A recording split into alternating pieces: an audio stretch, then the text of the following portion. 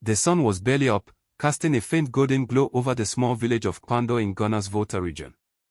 Kofi, a lanky 19-year-old, was already hauling sacks of charcoal at a local market, his thin frame glistening with sweat.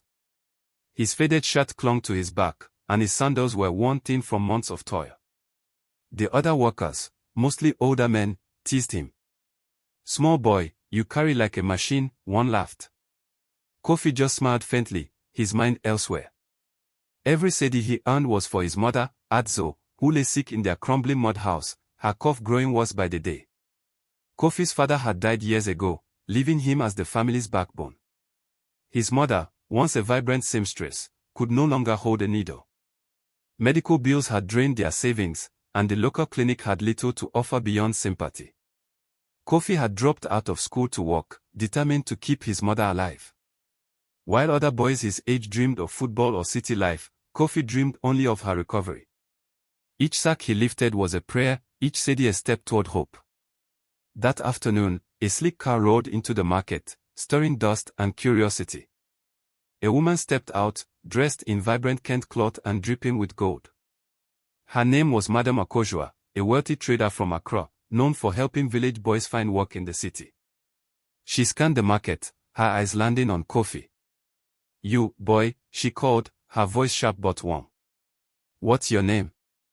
"Kofi, Ma," he replied, wiping his brow. "You're strong for someone so young," she said, sizing him up. "I can offer you a better life in Accra. Work that pays more than this dusty market." Interested? Kofi's heart raced.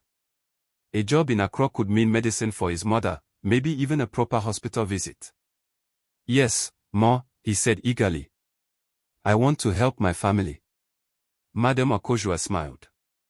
"Good. Pack your things. We leave tomorrow." That night, Kofi rushed home to tell his mother. Adzo, frail and wrapped in a faded cloth, looked at him with worry. "Accra is far, Kofi. Be careful. Not everyone who smiles means well." Kofi knelt beside her. "I make you proud, Mama. I bring back money for your treatment." Adzo placed a trembling hand on his head. "May your heart stay pure, my son." Kofi hugged her tightly, promising to return with hope. The journey to Accra was a blur of new sights, busy towns, towering billboards, and roads packed with honking Tia Otros. Kofi clutched his small bag, filled with 2 shirts and a pair of trousers. Madam Akojua barely spoke, busy with calls on her shiny phone. When they arrived in Accra, Kofi's eyes widened at the city's chaos, skyscrapers, street vendors, and crowds moving like a river. The car pulled into a gated compound in OSU, where a modern house stood, its white walls gleaming under the sun. "Welcome to your new home," Madam Akojua said, handing him a towel. "Rest. You'll start work soon." Kofi was awestruck.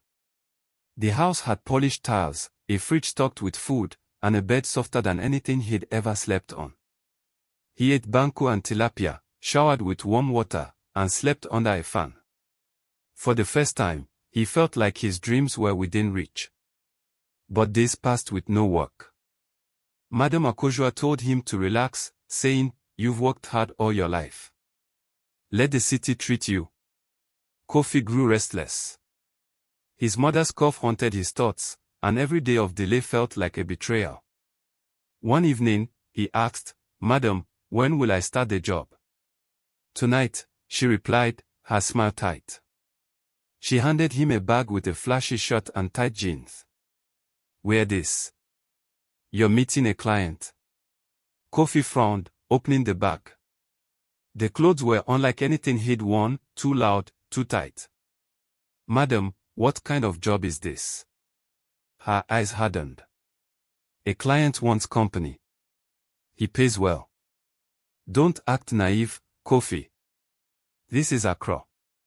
You learn more in one night than you did in a month at that market." Kofi's stomach churned.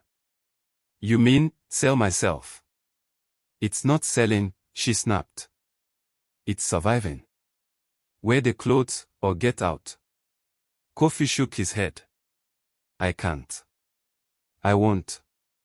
Madam Akojua's face turned cold. Then leave. Now. She pointed to the gate. Barefoot, clutching his bag, Kofi stepped into the dark streets of Accra, the gate slamming behind him. The city's lights, once dazzling, now felt hostile. He was homeless, with no money, no plan, and no way back to Kpando.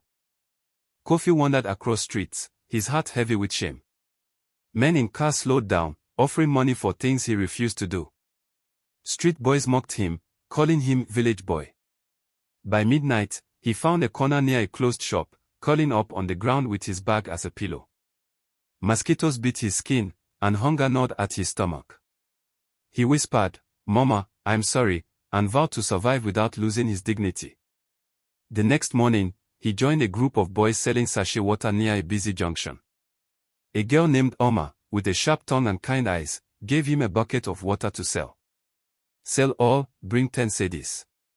Lose my water, and you're in trouble," she warned. Kofi nodded, balancing the bucket on his head. He weaved through traffic, shouting, "Pure water, cold water." Cars honked, drivers cursed, but he kept going. Each sale was a small victory, a step toward rebuilding. Nights were harder. Police chased hawkers from under bridges, and rain soaked his clothes. Kofi slept in alleys, dodging thieves and rats. Other hawkers laughed at his refusal to beg or steal. "You think you're better than us?" one sneered. Kofi stayed silent, clinging to his mother's words, "Keep your heart pure." One evening, exhausted and hungry, Kofi sat under a tree, staring at the stars. "God, don't forget me," he whispered. He didn't know that the next day would change everything. It was a scorching afternoon, and Kofi's bucket was nearly empty. Traffic crawled along the Akrotima highway, and his throat burned from shouting. Needing to relieve himself, he slipped into a patch of overgrown bush near the road. As he adjusted his trousers, he heard a faint groan. "Help, please." The voice was weak, desperate. Kofi's heart pounded. He pushed through the weeds and found a man lying in the dirt, his suit torn, his body bloodied from a gunshot wound to his shoulder. His hands were tied, his face bruised. "Please, don't let me die," the man whispered before passing out. Kofi's mind raced. Was this a trap? But the man's shallow breathing spurred him into action. He untied the ropes, dragged the man to the roadside, and waved down cars. Most sped by, but a battered taxi finally stopped. "Please, he's dying," Kofi begged. The driver hesitated but agreed to take them to a hospital for 15 cedis. Kofi handed over his day's earnings, 12 cedis, and promised to pay the rest later. At the hospital, nurses demanded a deposit. Kofi had nothing left. "Please, save him," he pleaded, dropping to his knees. A doctor, moved by his desperation, agreed to treat the man. "He needs blood," the doctor said.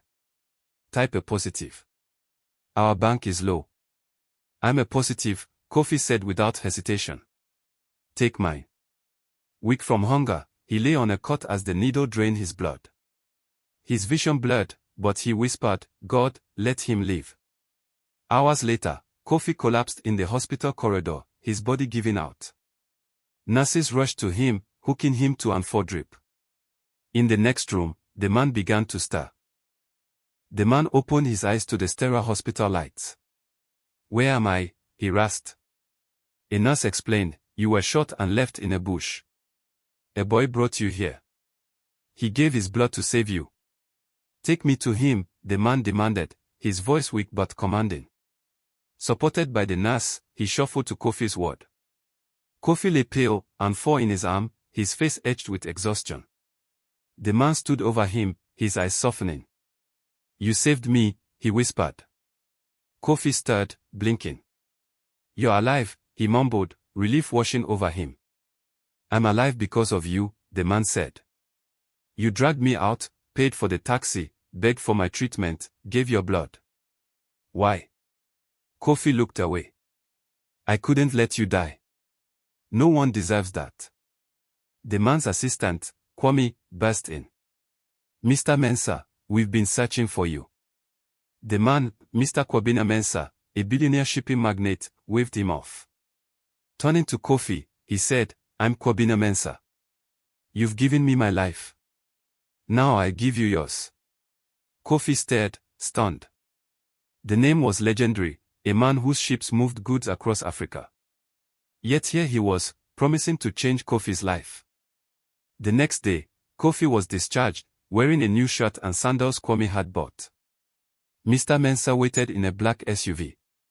"Come with me," he said. They drove to a mansion in East Legon, its gates opening to reveal a paradise of gardens and fountains. Kofi, still clutching his old bag, stepped inside, awestruck by the marble floors and chandeliers. "This is your home now," Mr. Mensah said. Kofi shook his head. "Sir, I can't." "You can," Mr. Mensah interrupted. "You saved my life. This is the least I owe you." Over dinner, jollof rice, grilled chicken, and mango juice, Kofi told Mr. Mensah about his mother's illness, his father's death, and Madame Akoshua's betrayal. Mr. Mensah's face darkened. "That woman will face justice. But for now, focus on your family." He leaned forward. "Tomorrow, my jet will fly your mother to South Africa for treatment. You'll go with her. I've arranged a private hospital, the best doctors. Your mother will have a chance." Kofi's eyes filled with tears. "Why, sir? I'm nobody." "You're the boy who gave his blood to a stranger," Mr. Mensah said. "That makes you somebody." He placed a folder on the table, a deed to a 3-bedroom house in Kofi's name. "You'll never sleep on the streets again." Then, a briefcase, 50,000 cedis in cash. Kofi gasped, shaking his head. "It's too much." "It's not enough," Mr. Mensah said. "Use it to build a future, for you, your mother, and others like you." The sun set over Mr. Mensah's garden, where Kofi sat, the briefcase and deed beside him. Tears streamed down his face, not from pain but from a joy he'd never known.